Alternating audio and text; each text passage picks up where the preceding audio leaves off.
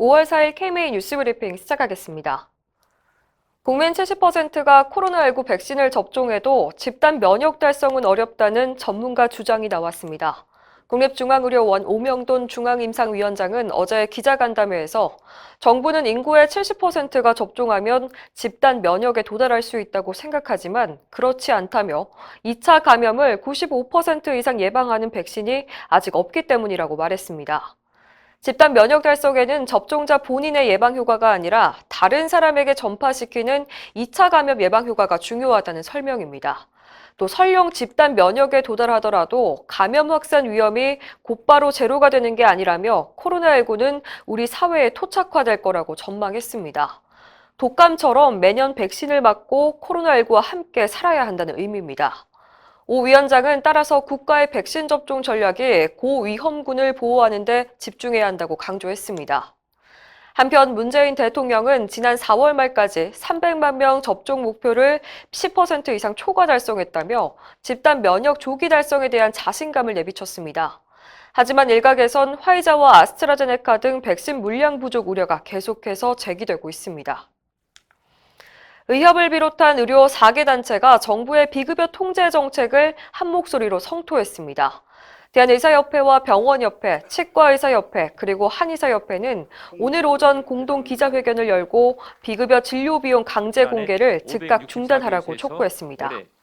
단체들은 비급여 진료 내역을 정부에 의무적으로 보고하게 하면 의료기관은 과도한 행정 부담을 지게 되고 환자의 민감한 개인정보가 노출될 우려가 있다고 지적했습니다.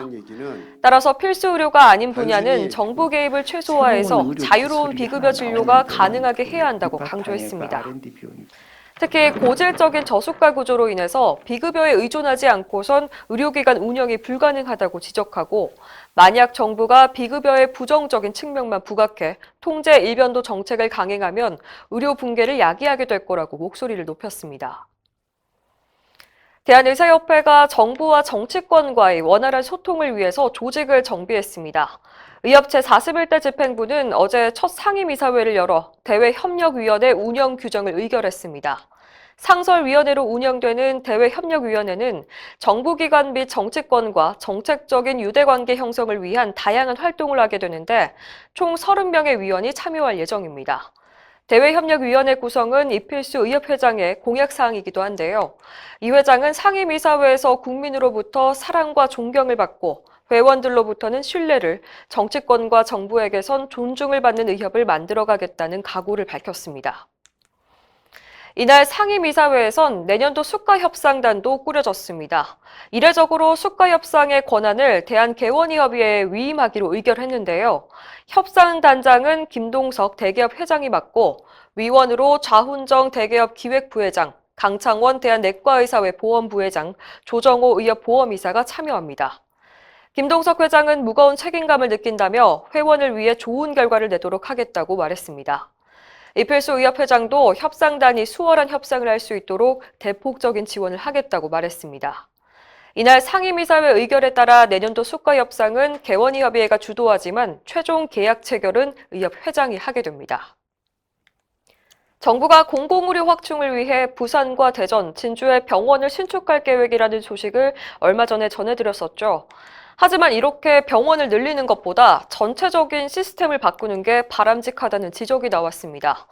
서울의대 김윤 교수는 어제 토론회에서 공공의료 강화를 위해서 공공병원 확충이 아닌 공공의료 체계를 강화해야 한다며 지방분권의 필요성을 지적했습니다. 중앙정부는 재정적인 지원을 뒷받침하고 사업기획이나 예산 운영은 지방정부의 자율에 맡기자는 주장입니다. 김 교수는 공공병원은 위기에 반짝 존재감을 발휘하는 병원이 아니라 환자가 믿고 찾는 병원이 돼야 한다며 이를 위해 전체 시스템을 어떻게 할 것인지 고민해야 한다고 말했습니다.